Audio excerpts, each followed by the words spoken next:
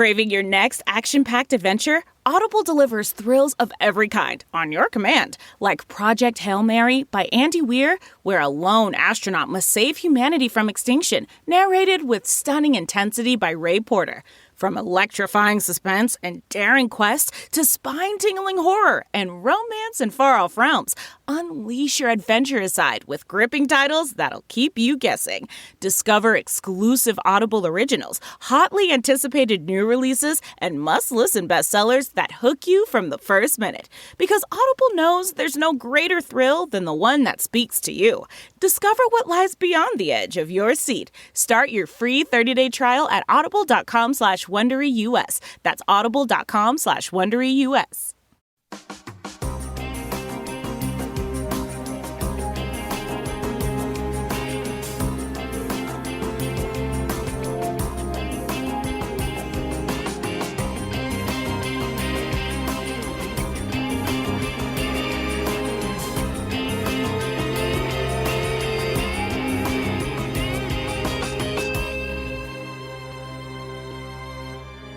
Hello, everyone, and welcome to episode 25 of the True Crime All the Time Unsolved podcast.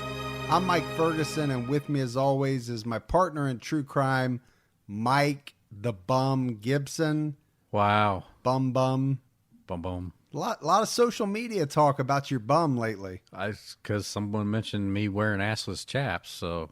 And then we found out that all chaps are assless. Yeah, I didn't want to... I knew that, I just didn't want to tell you that at the time. But it sounds cooler when you say it like that, because then you can really get the full picture. Okay. But no kidding, there has been a lot of social media. Yeah, a little bit of buzz going on there. Yeah, around you and your bum. Yeah. I wasn't calling you a bum. Yeah, I kind of figured. All right, Gibbs, so how you doing today? I am doing better than last week. Yeah, because last week you said you were doing shitty. I was. And people got a kick out of it, Some too. people did. Yeah. Some people felt my pain. Some people enjoyed my pain. Well, let's be honest. Not everybody can have a good day every day. I normally have a good day every day.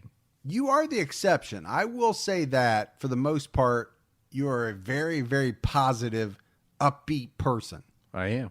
So for you to come in and say you're having a bad day, that usually means for most people, that would be get in the bed, pull the covers up over your head type of day. Yeah. For me, it's just a shitty day. Yep. That's what it was. All right. We got some new Patreon supporters, Gibbs. We got to give shout outs. Love it. We have Jessica, Chris Norman, Sherry Escobar, Carol Warren, who was already supporting us at our highest level and somehow went higher. She's got like Patreon superpowers or something. Yeah, she went higher than what I actually set the level at, which obviously we love. Yeah. I didn't even know it was possible, but it is. Then Paula Lima, and you and I love Paula. We interact with her a lot on social media. Yeah. Crystal, Wendy Sanders. Now, Andy Barker makes the list 2 shows in a row. Last week, Andy Barker sent some money through PayPal, supported us. And then all of a sudden, he turns around and becomes a Patreon supporter. He's the man. He's the man. Now, Andy's from the UK. We really appreciate it. Brexit. Brexit. That's all Gibbs knows about the UK. Brexit. Wimbledon. Kate Middleton. Yeah. Other than that, we're out. Spotted Dick. Spotted Dick. Yeah, I have heard of that. Yeah, I'm sure you have. Then we had some new PayPal supporters, and I've got to give a special shout out to Michelle Herbert Gibbs. She gave the biggest donation we've ever received. And so kudos to her. We really appreciate it. It means a lot. And then Chris Knapp, he gave a big donation as well on PayPal. That's awesome. Thank you both. And we appreciate that. We appreciate everybody that has started to support us. There's a lot of people that have raised their support on Patreon. And then also there are people that have continued to support us from essentially day one. Yeah, and I really appreciate everybody. And you got to give a huge shout out to those people. Obviously, I can't mention everybody's name every episode because we'd just have to end the episode and that'd be it. And so for Mike and Gibby, stay safe and keep your own time ticking. We're out. All right, Gibbs, we got some voicemails. Hi, Mike. Hi, Gibby. This is Masha calling from Portland, Oregon. Just wanted to let you know that love the show. And we have to talk about the fact that CrimeCon is so far away from Portland next year. And my coworker, Amber, and I really wish it was closer so we could have come and met you. But keep up the good work and keep your own time ticking. Bye. I love it when they end those voicemails with the tagline. We got a lot of listeners up in the Portland area. Well, and it's funny that she says that because we met a lot of people at CrimeCon that were from Portland. Yeah, we really did. I think we could do a road trip to the Great Northwest and meet a lot of the folks from Portland and from Seattle, and maybe some of those good folks from Utah will travel up. Yep. So we appreciate that, Masa. Nashville is kind of far away from Portland, but we wish you guys could make it, and maybe you will by the time next year rolls around. Yeah. You never know. Maybe the third year they'll have it like in San Fran or Portland. Or right in Portland. Right in Portland. Yeah, just because of Masa. Yeah. Hello, this is Randy Stanton calling. I came from the wrong side of the tracks, and so it's very interesting to me to see how normal people view these crimes. And I'm a normal person now, hopefully. But I really appreciate listening to your takes on the murders. And I'm a big fan, and keep up the good work. So thank you so much, Randy, for the voicemail. We appreciate you listening. Hi guys, it's Lauren. I'm calling from Perth in Western Australia. Just wanted to say how much I love your podcast, and I look forward to it every week when it comes out. If I was richer, then I would be a donator as well, but at the moment I'm just a listener. But yeah, keep up the good work, and let us know if you're coming down under so that we can all have a meet up down here somewhere. Okay, bye. Great voicemail from Lauren. Love that accent. Somehow I got to get that on my Waze. I want Lauren to be the voice of my Waze app. We appreciate you, Lauren, listening so much. That's the key. You don't have to donate. Just listen. Yeah, listen and tell your friends, coworkers, neighbors, strangers. Just walk up to a stranger and say, listen to this podcast. Tell everyone in Perth. Hi, Mike and Gibby. This is Ashley. Really love both of your podcasts. I always listen to them as soon as they come out. Keep up the good work, and I love your show. Thank you. Bye. Oh, Ashley, thank you so much for the voicemail. We appreciate it, and we appreciate you listening. All right, don't forget to check out the True Crime All the Time podcast. This week's episode is on a madman named Larry Eiler, serial killer, up and down the I-70 corridor, very similar to a Herb Baumeister type of guy. So check it out. Going to be an interesting episode. Good one. All right, Gibbs, but let's talk about this week's case, and it's the unsolved murder of Melinda McGhee.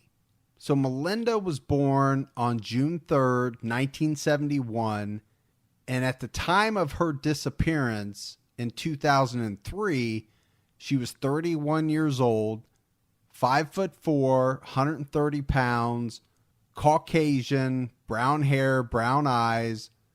Now, Melinda was a nurse at the Oakwood nursing home, and she was married. She had 2 children with her husband, and she also had a stepchild as well. And a lot of information out there, Gibbs, about Melinda and what kind of person she was. Talking about what kind of mother she was. Described as very hardworking. Family was everything to her. Just a loving, all-around great person. So like we said, 2003, and Melinda is last seen on March 24th at her home in Atmore, Alabama. Let's talk a little bit about what is known about that day as it relates to Melinda. So we know Melinda was a nurse, and she worked a night shift at a place called the Oakwood Nursing Home, and this was in Bay Minette, Alabama. And she worked a long shift that day, 12 hours. That's a long. It's what gives me shitty days. It is. That's a long day. That's a long day. Especially at a nursing home. Well, and she worked third shift. So she's arriving home at 8 o'clock in the morning. Yeah. 8 to 8, that is a rough shift. It really is. Yeah, a lot of work. It's a lot of bedpans. So we know she arrived home that day at 8 o'clock in the morning. That's a known fact. And the reason why we know that, Gibbs, is because Melinda talked to several people on the phone after getting home from work. She talked to her husband, who was by that time already at work. And then she talked to her mother around 8:30. All the kids were out of the house. She was all alone. And after this 8:30 call with her mother, she would never be seen or heard from again. Right. So that's the last known communication. Yeah, you're absolutely right, Gibbs. Last communication, I assume the last time anybody saw her is when she left the nursing home. So her husband comes home from work that day. It's around 4 p.m. Walks in the house. No Melinda. She's gone. He can't find her anywhere. But what he does find, and what alarms him, obviously right off the bat, is that there's a amount of blood in the house and what appears to have been a very violent struggle. He finds Melinda's purse and her cell phone inside the house. And you and I have talked about this before, Gibbs. That is usually not a good sign. Right. Because most women don't leave the house and travel somewhere without their purse. And nowadays, without their cell phone. Yeah, they wouldn't go anywhere without their cell phone today. I mean, hell, men don't even go anywhere without their cell phone anymore. I don't even leave a room without my cell phone. Nobody does. So he finds both of those. The other thing is he notices that her car is parked at the house and the keys are locked inside. Oh, that's strange. That is strange. Because we know that she made a phone call or two, right? She talked to her husband and she talked to her mom. So that's just weird, unless she ran back out for something. So what are you thinking, Gibbs? How did she get in the house without her keys? Well, I mean, I don't know if she had a garage door opener or whatever. I'm just wondering, why would you leave your keys in the car? Well, you wouldn't lock them in there on purpose. That would be very strange. Yeah. I'm a little lost on why that is. I'm trying to figure that out. Unless she was just what she does. Maybe she just left her keys in the car. That's just what it was. Or is it much more important to the case? That could be. I don't know. But her husband sees all this. He puts all this together. You know he has to be frantic. And he doesn't waste any time. He calls the police right away. So we already talked about, Gibbs, that there was evidence of a serious struggle inside the house and that there was blood. But it must not have been a lot of blood because, the newspapers and the media, they would come out and say early on, there was no indication that somebody had been murdered. So that tells me, there wasn't a big pool of blood. Right. They found some blood, but not enough to think that Melinda had been murdered there. But what I do think that police are pretty sure of early on is that there's some type of crime that has been committed and Melinda's involved. So I think part of the thought process for them is maybe that she could have been abducted, while she was still asleep, that somebody might have known maybe her work habit, that she did work late and that she would come home, then she would go to sleep. And that would be easy, if you know the husband's gone and you know that somebody's extremely tired, I mean, that makes for an easy target. No, I think you're right, Gibbs.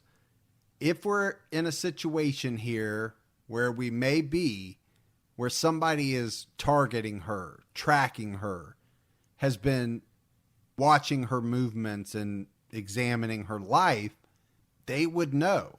Yeah. This woman works 12-hour shifts. She gets off at 8. She gets home at, 8:15. Her husband probably has to be at work at 8, so they don't cross paths. Her kids are somewhere at the babysitter's, let's say, because she has to sleep at some point. Yeah, I mean, so if she's tired and she's only 130 pounds, guess what? I can overpower that. Well, it's scary that you're talking about overpowering a woman, but... Well, I'm just saying, if I wanted to overpower... You're saying someone. Someone. You said I, but you I mean meant, someone. Yes. Okay. Someone. When Melinda McGhee's family returned to their Atmore home in March 2003, they expected to find her there.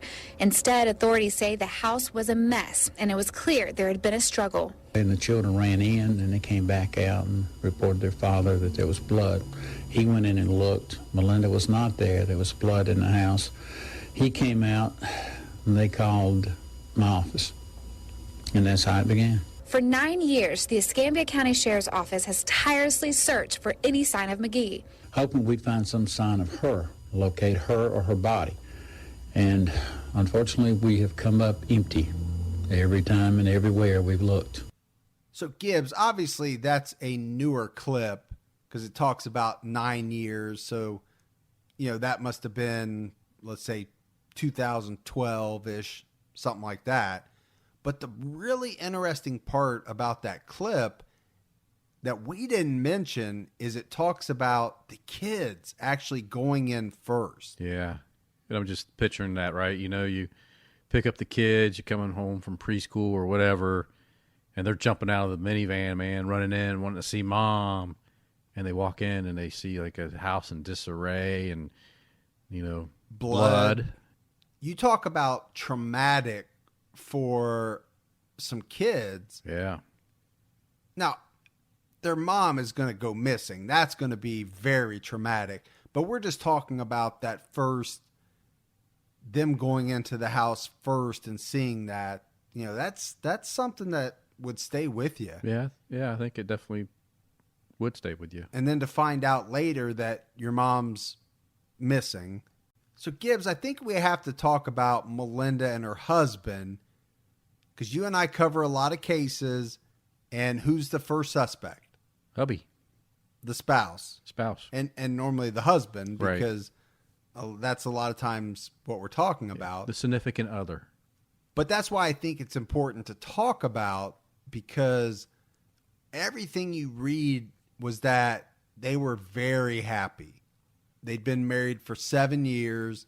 So, yeah, it was even known that they were planning the trip together, to get away and just have some alone time. But unfortunately, these events occurred and that never came about. So, Gibbs, we've got the county sheriff's office is investigating Michelle's disappearance, but they're not alone because they're being assisted by a bunch of different agencies, both federal, state, other local agencies. They end up interviewing hundreds of witnesses, and they end up running down a lot of different leads. But we know, Gibbs, that this is an unsolved case.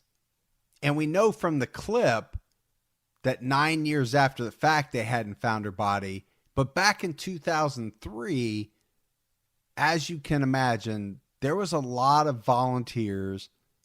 There was a lot of searching going on. But there are some suspects in this case, and we're going to talk about them.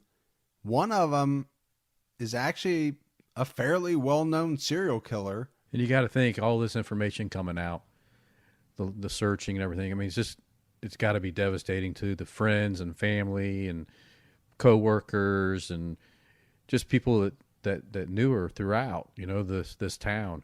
I couldn't even imagine, somebody that you were close to, that you knew their kids and such, missing. For me, that would be just terrible not to have closure. Are they still alive or are they dead? Well, and to your point, we're not talking about Los Angeles, California. We're talking about Atmore, Alabama. To me, probably one of those towns, Gibbs, where most people know each other. I'm thinking Mulberry. I think you're thinking Mayberry. And Mayberry, too. Mulberry. Mulberry Street in Mayberry. But, you know, that's what I'm thinking. Small town America. Yeah. This has to hit so much harder in a town like that than it does in Los Angeles, where it gets lost in what is a lot of crime because there's so many people. There's a lot of... Pretty transit. You mean transient? Didn't I say transient? You said transit. Yeah. Transient. I meant to say transient. Well, no, I know you did. Yeah. Just add that to my vocabulary book. So pretty transient. Yeah. I mean, that's what you would have in a big town, right? So Los Angeles, Chicago, New York. You've got a number of murders and missing person cases that are splashed on the news or in the newspaper every single day. You're not going to have that in Atmore, Alabama. No. This is going to be all over the town. I mean, it is going to be what everybody's talking about. So, Gibbs, we know sometime after Melinda's disappearance, the county sheriff's office is offering a $10,000 reward for any information on her disappearance. And at the same time, the family is offering an additional $5,000 reward. In 2009, there were a couple of different county agencies that teamed up, along with the FBI, still searching for Melinda. And specifically searching in a gravel pit, Gibbs, in Escambia County.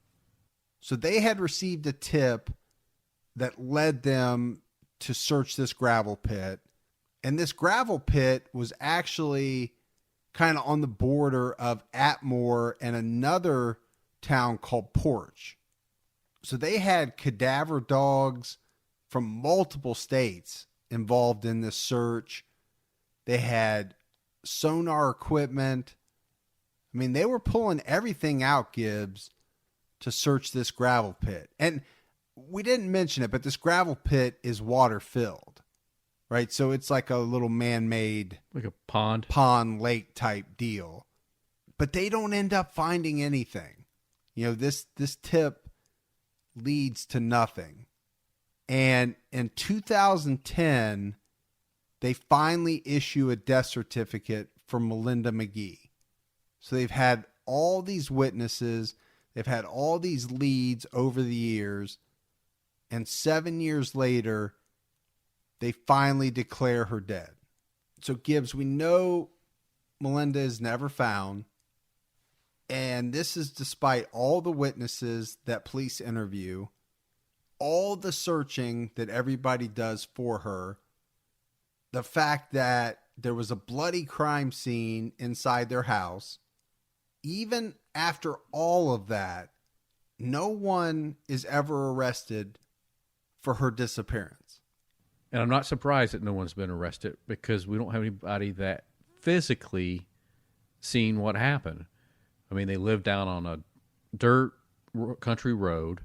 There was only 2 or 3 other houses that lived on this road with them, right? So they were pretty rural, pretty isolated. That's a great point. I mean, there's nobody that would have witnessed the crime, right? So they talked to hundreds of people. Right. And I think we even called them witnesses, but nobody witnessed what happened. No, they could witness what happened that day, you know, when she left, and the phone calls that she made and things like that. But the actual crime, clearly nobody witnessed that. No.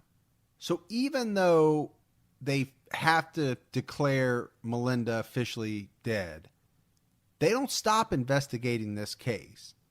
I mean, the sheriff's department would actually come out and say that this has never been a cold case, is not a cold case. There's always been multiple people working on this as an active investigation. And Gibbs, we have to talk about Melinda's sister because she's actually been pretty vocal in the media, obviously very upset about what happened to her sister, called whoever did this to her a coward, says that they treated her sister almost like she was a piece of trash. And I'm assuming she's of the belief that her sister has been discarded somewhere, and that's why she would make that type of statement. Sure. They just haven't been able to find her yet. I mean, it's the only way in a case like this you're going to find closure, right? To find the body, you mean? Yeah. Yeah. I mean, without the body, it just is going to, you don't know what happened. You can't lay your loved one to rest. No, you got that little bit of hope lingering out there, even though after all this time, and I don't want to take hope away from anybody, but, you know, it's just for that family, I feel for them. I mean, man, if you did it, send them a note or something, man, you know, let them know, let them find the body, let them have what's ever remaining so they can get some type of closure.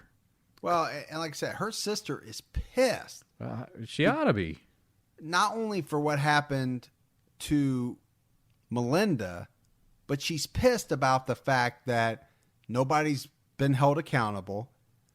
And she's pissed that Melinda's kids don't know what happened to their mother. Yeah. And that's tough. That's tough to think about. Sure. Again, closure and you know, do you wonder, you know, we talked a little bit about the difference between, you know, a smaller hometown USA versus big city. Well, what comes along with that big city is a lot of experience in homicide, a lot of experience in, I'm not taking anything away from the local PD and those resources, and I know they pulled in the FBI and things like that to help them out. But initially, you know, on the onset, I mean, there's a difference when you see this day in and day out versus that you see it maybe once every 30 years. No, I would agree with you. I don't think we know what the experience level is with a missing person case like this. Sure. Now, I will argue, Gibbs, that the flip side of that is in the big city, you got a shit ton more suspects. True. I mean, that's exactly right. You do. And the issue is, like we said a little while ago, is that it's more transient. So suspect today could be gone tomorrow. Well, I guess you could have that in small town too. We've done a lot of cases where somebody pulls into a small town, they commit the crime, they're not from that town, but they're out. Yeah, but you know what? People kind of remember that face. More so than they would in the big city. Yeah, they would. If you typically don't see that person in that town, he's going to stand out or she's going to stand out more so, and people will recall that, you know, when they get questioned by the local sheriff.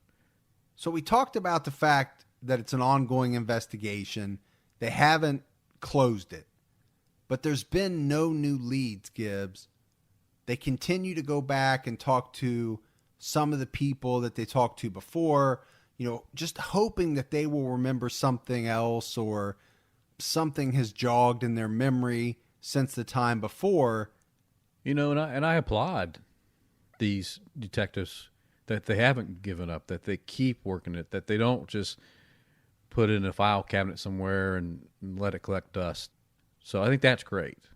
Oh, I do too. And if it was my family member, that's what I would want. Because you and I have done some unsolved cases that have been stuffed in a cold case box as quickly as within like 2 or 3 years. Oh, yeah. And we're going on, 14 years, and they are still working this very hard from everything you read. Yeah. I remember a case that we talked about where the family had to sue the one municipality legal department to get the case, the file, to turn it over to somebody else to investigate because they moved it into that cold case file too soon. So Gibbs, one of the theories that police had somewhat early on is that Melinda's disappearance and possible murder could have been the work of some type of serial killer. And this kind of segues us right into talking about suspects. Because there was one serial killer that was operating during the time frame that Melinda disappeared in particular, and that was Derek Todd Lee. And Lee was a serial killer out of Louisiana. And Derek Todd Lee, Gibbs, had a very extensive criminal history. I mean, this was a bad dude. And we'll probably do him at some point on True Crime All the Time. Yeah, you can probably do him. We can talk about him, though. That's funny. Yeah, sorry. So why don't we talk about why initially the police thought and looked into Derek Todd Lee that he had something to do with this? Yeah, I mean, the guy was a bad guy. There's no doubt about that. Yeah. I mean, this is a serial killer that killed at least 6, 7 women. He was a rapist. And like we talked about, he was operating during the time frame when Melinda went missing. So yeah, he's active and he lives just one state over. And we have to talk about the timing, Gibbs, of all of this because I think it's very important. So Derek Todd Lee had murdered these women. He had raped a bunch more. We know that Melinda disappears in March of 2003. And it's in May of 2003 that the police link Derek Todd Lee through DNA to these killings and to these rapes. So it's right after she goes missing. And they issue an arrest warrant for Lee. But at this point, he has fled to Chicago. And we're still in May. And on May 26th, he's in Atlanta because he knows they're looking for him. And he's trying to evade the police. And where do you go when you're trying to hide out? Chicago and Atlanta. Big cities. Big cities. Not a bad idea, I guess. Right. Blend in. But they actually get him pretty quickly. I mean, the 27th, May 27th, Atlanta police apprehend Derek Todd Lee at a hotel where he was staying, and they fly him back to Louisiana. It's like we said, he killed in Baton Rouge. He's known as the Baton Rouge serial killer. But he would travel out of state. And to the point, and I think this kind of ties us in to Melinda, is the fact that where he lived in Louisiana, he was a couple 100 miles away from Melinda's town. And that's the same town because he liked to make trips up to Atlanta, and he would actually take the route that took him close by, or actually kind of through this town of Atmore. And so there's some speculation out there that he made this trip, that he most likely somehow got a look at her and made her a target. You know, she was an attractive woman. He easily could have thought, okay, this is right up my alley. This is somebody that fits, whatever his needs were, and could have followed her home, could have stalked her, who knows. But this is where some of the speculation comes in, because he was known to travel through that area. Well, there's some people, Gibbs, that don't like Lee because he lived 250 miles away. But again, they just didn't pick a random serial killer and say, this guy could have done it. I mean, what you're saying is very important. He lived in Louisiana. You have to go through Alabama on your way to Atlanta.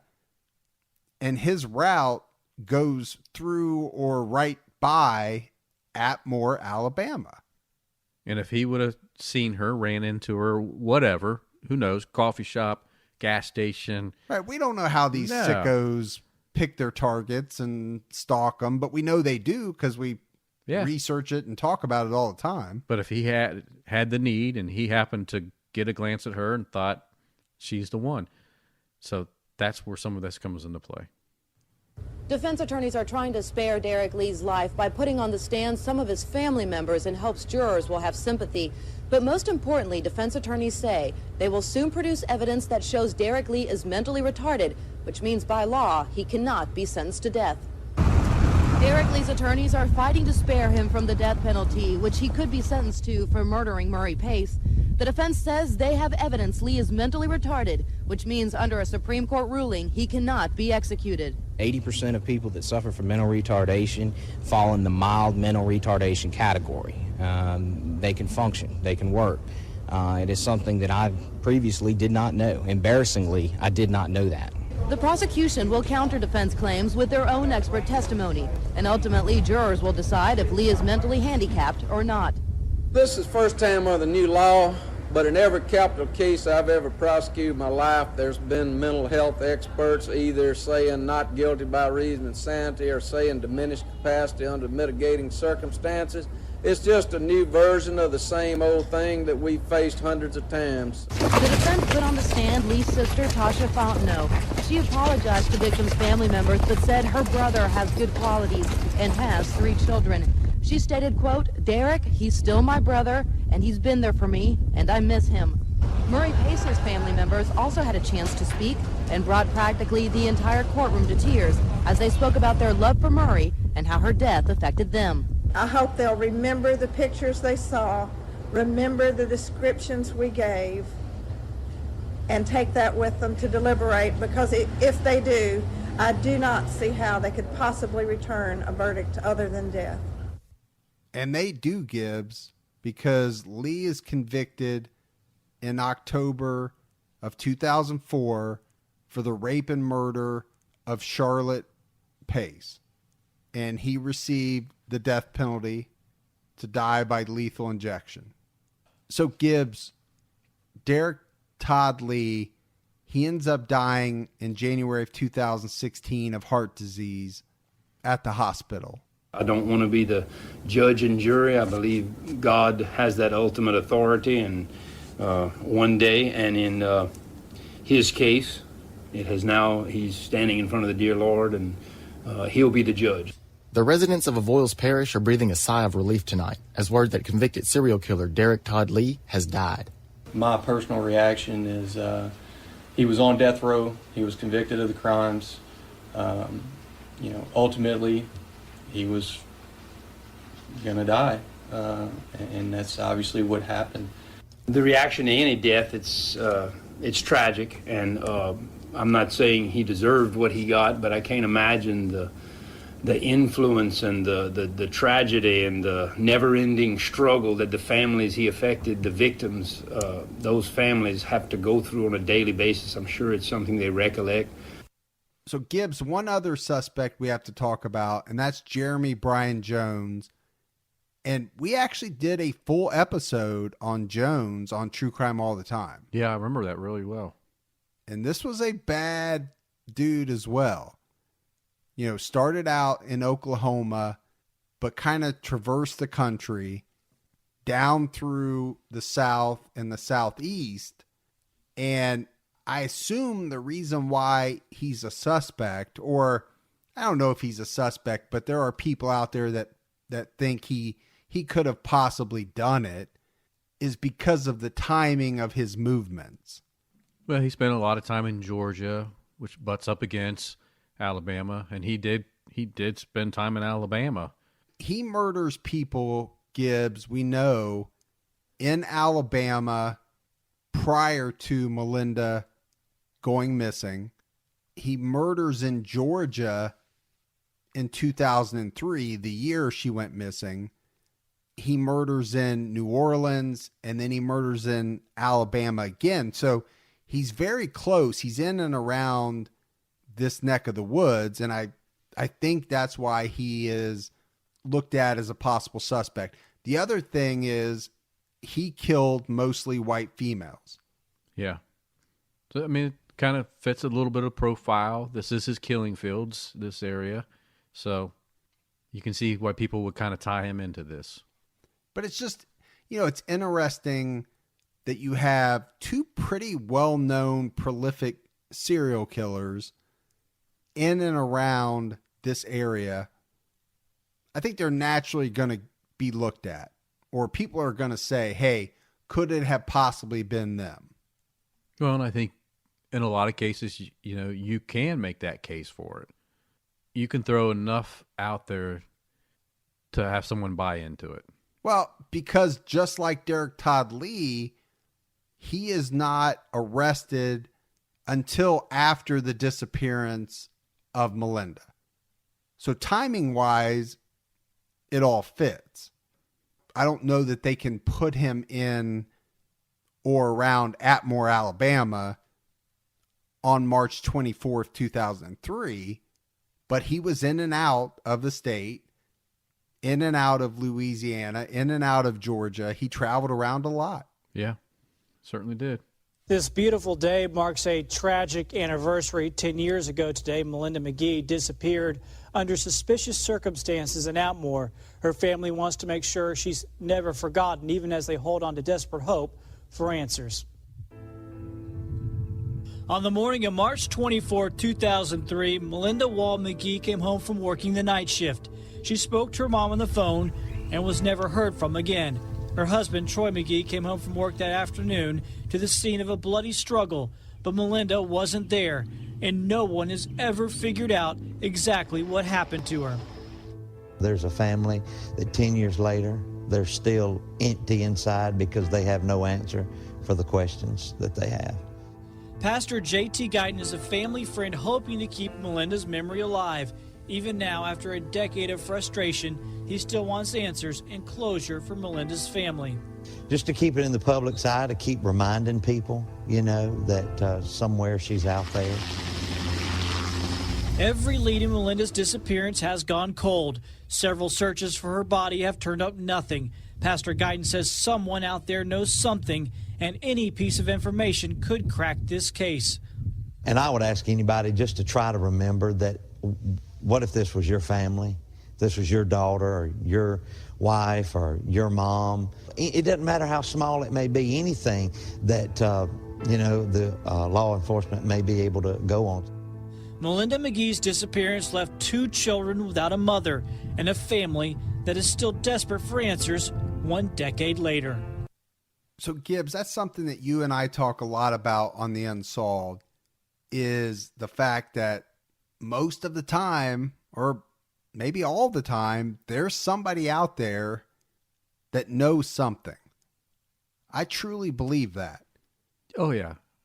Unless it was Derek Todd Lee and he never told a soul and he died, then there's a killer out there. And a lot of times they share the information. Killers like to talk. Yeah, especially as time goes on. The other thing you and I talk about is sometimes I think there are people out there that know something, but they don't really realize that what they know. Right? They've heard something. They heard something about a murder or a woman, but they don't put that information together. They don't know exactly who it is. Right. So I think, this is a case that could be solved. And I think if you know something, if you think you might know something, call and let them know. Call us.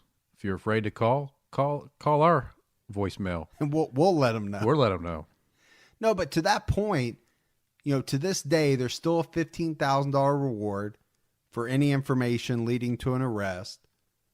And if there is somebody out there that does know something about this case, there is a number to call. It's 251-867-0304.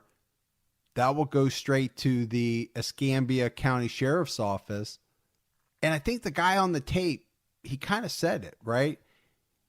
A lot of people may think it's nothing, but it could be the smallest little thing that cracks a case wide open. Yeah, I mean, I think it's important. I mean, like he said, any little thing, any detail, sometimes it's all it takes is to get that generated again. How many times have you heard somebody comes forward with some small detail and it kickstarts it and gets them right in the right direction? It leads to something significant to get resolution. Yeah, I think that's the thing about the unsolved cases for me is the what ifs or the, who's out there, who knows something, what's going to come out of this. Yeah. And there's really no reason for you not to say anything. There's so many different avenues. So if you're worried that if you say something that you're going to be investigated, you know what? Find a way, call our hotline, whoever. Just get the information out there and it will get past where it needs to be. We have a hotline now? Well, we got the voicemail. I call it. It's our. We got a special hotline, bat phone. I love voicemails. So, by the way, if you haven't left us a voicemail, you need to leave us one. All right, Gibbs. So that is the case of Melinda McGhee. Very sad case. Family doesn't have the answers. Mm-mm. Husband left behind. Kids left behind. And that's the part that gets me a lot is they just don't have the answers. Yeah. They don't have the closure. I think closure is important. It is. Right. So that's it for another episode of True Crime All the Time Unsolved. So for Mike and Gibby, stay safe and keep your own time ticking.